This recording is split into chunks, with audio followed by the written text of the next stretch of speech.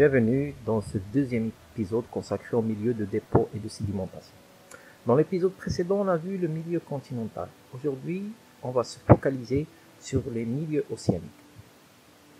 Il est clair que le milieu océanique, aussi divers qu'il soit, il y a un seul agent qui agit dans l'érosion, le transport, la sédimentation et parfois même dans la diagénèse. Cet agent, c'est l'eau. Mais il ne faut pas omettre l'action de plusieurs paramètres non négligeables. Par exemple, la géomorphologie ou la structure des fonds marins et la profondeur de l'eau, ainsi que l'action des courants, des marées, des houles et des vagues. Donc, dans cet épisode, on va différencier les différentes composantes et les divers milieux de sédimentation marins par leur profondeur et leurs caractéristiques, ainsi qu'on va déterminer leur action sur la sédimentation. En effet, on observe une transition graduée. Plus on avance en profondeur, on passe de l'érosion au transport vers la sédimentation. Et ceci est intimement lié aux caractéristiques des milieux marins. On peut diviser les milieux marins en deux grandes classes. On a la zone nérétique, qui est considérée comme la prolongation du continent, et la zone pélagique. Ainsi, on observe dans la zone nérétique, en augmentant de profondeur, on observe le littoral et la côte de 0 à moins 10 mètres, et le plateau continental de moins 10 à 200 mètres, puis une sorte de falaise sous-marine qu'on nomme le talus continental de moins 200 à 2000 mètres, la plaine abyssale, qui peut varier entre 2000 et 5000, et les grands fonds marins ou la zone hadale. Quelles sont leurs caractéristiques?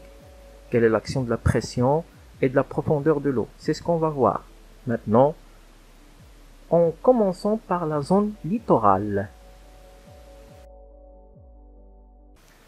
Le littoral, ou les milieux côtiers, c'est-à-dire les côtes et les plages, est un milieu assez équivoque, puisqu'il est parfois considéré comme un milieu intermédiaire, et ce à raison, puisqu'il subit l'influence des continents et de l'océan en même temps, mais d'autres géologues le considèrent comme partie intégrante du milieu marin, puisque c'est la limite entre le continent et l'océan, donc c'est le commencement de l'océan.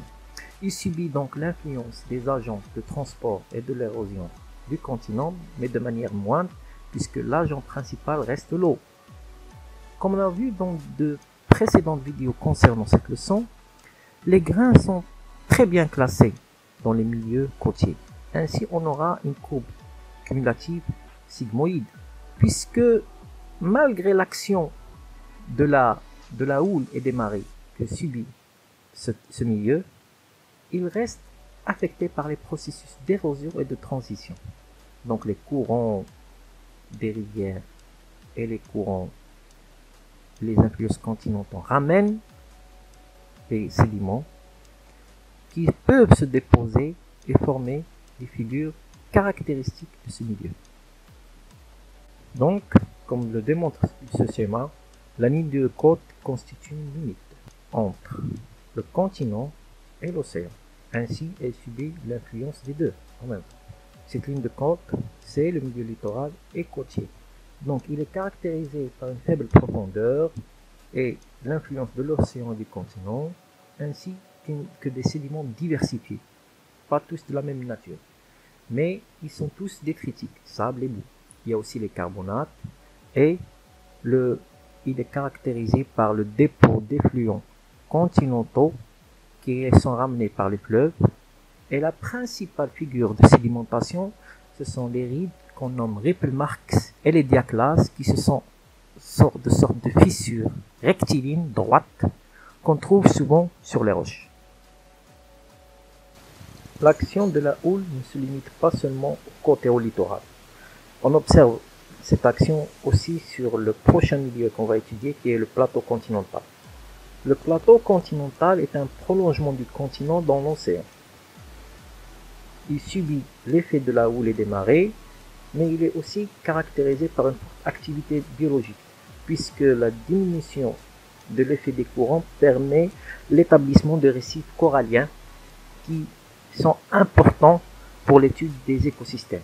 Donc, on a une forte activité biologique, ce qui veut dire des restes d'êtres vivants comme des coquilles, mais l'effet du courant nous indique qu'on aura aussi des apports détritiques et des éléments fins, puisqu'on subit encore l'influence du continent, ainsi que la présence de figures sédimentaires récentes, formées par la houle ou par le courant, et d'anciennes figures sédimentaires formées il y a des millions d'années, ce qui caractérise le plateau continental.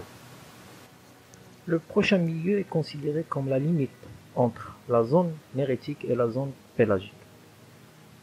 En effet, dans la zone mérétique, il y a une forte action des courants maritimes et une faible profondeur, mais lorsqu'on passe à la zone pélagique, l'action du courant diminue et l'action de la pression de l'eau due à l'augmentation de la profondeur augmente.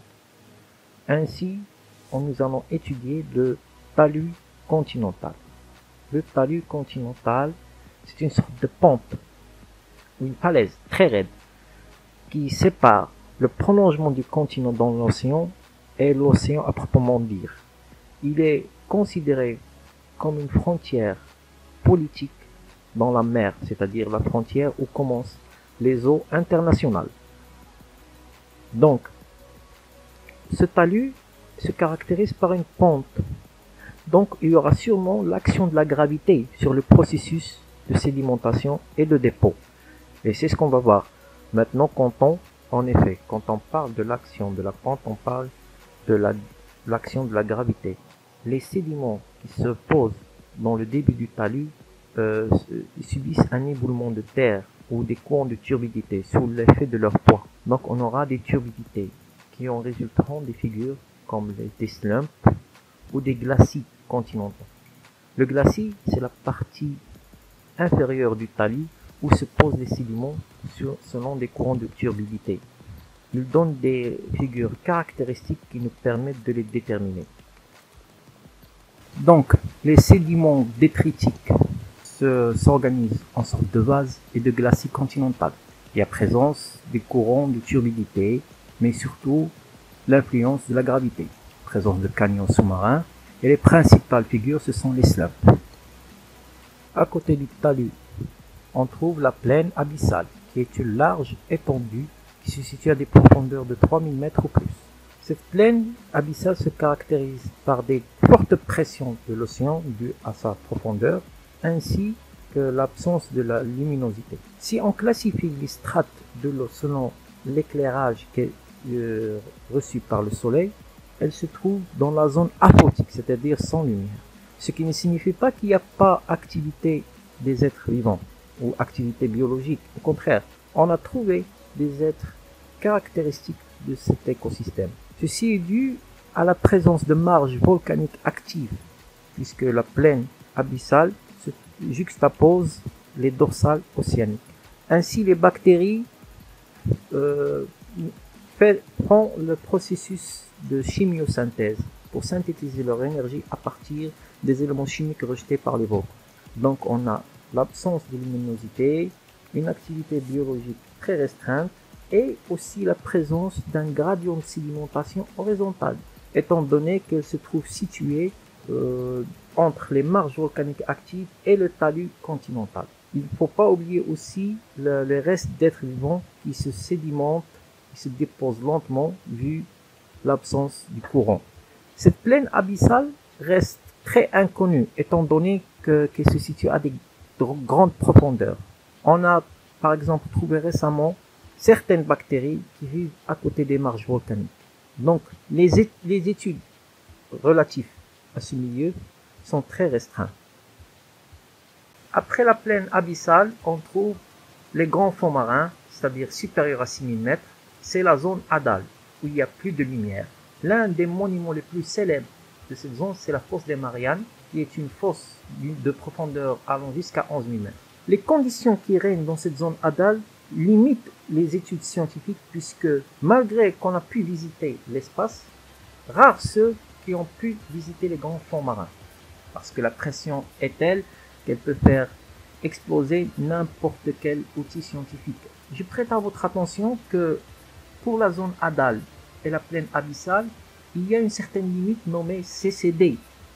C'est une limite de profondeur qui concerne les conditions de formation d'une roche, le calcaire et les roches carbonatées. Et pour étudier en plus de détails, on va effectuer une simulation et une expérience dans la prochaine vidéo pour vous expliquer les conditions de formation du calcaire et ainsi faire la lumière sur certains processus de diagénèse. À la prochaine vidéo.